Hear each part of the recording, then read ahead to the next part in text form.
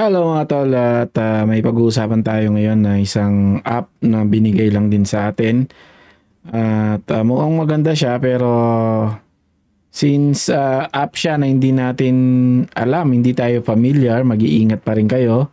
Huwag kayong basta-basta magpapasok ng inyong mga investment, no?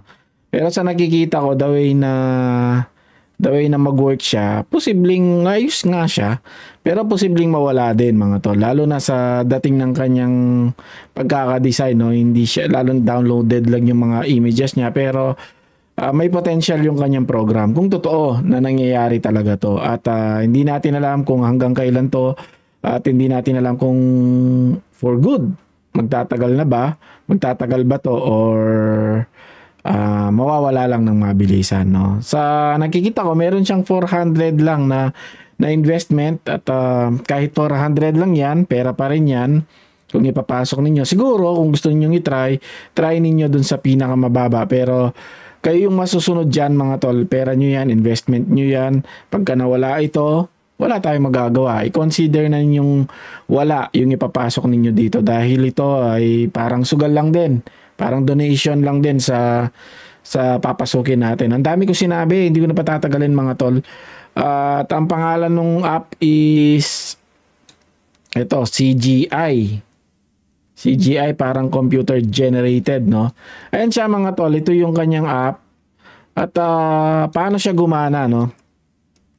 Paano yung paggana niya? Parang magte-trade tayo dito. Magte-trade tayo at yung gagamitin nating or yung gagawin nating pattern manggagaling sa signal. Sandali. Sakit sa dibdib.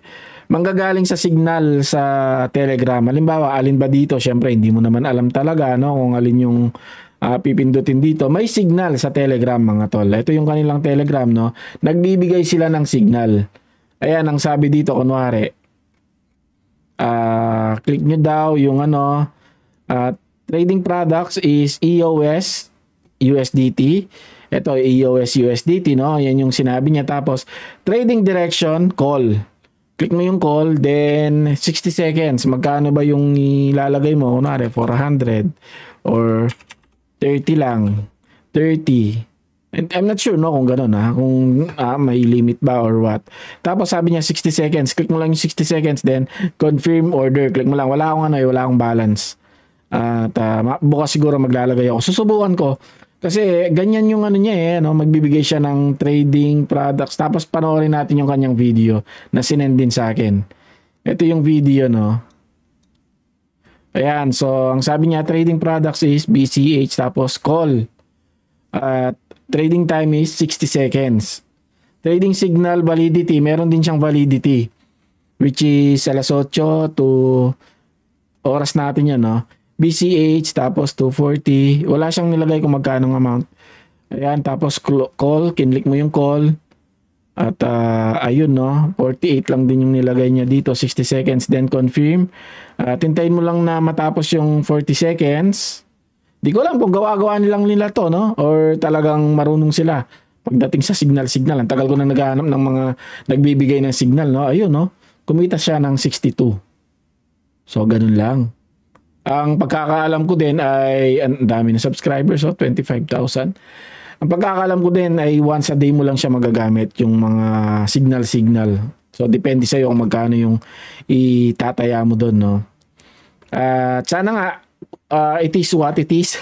Naririnig ko ngayon yan madalas sa mga nanalo sa election. It is what it is, sana. Ganun nga siya mga tol. So, bahala kayo kung papasukin ninyo. Ako, susubukan ko. At sayang din naman, no? Sayang din, malay ninyo. Pangmalupitan talaga yung mga signal nila. Totoo talagang nangyayari yung signal nila.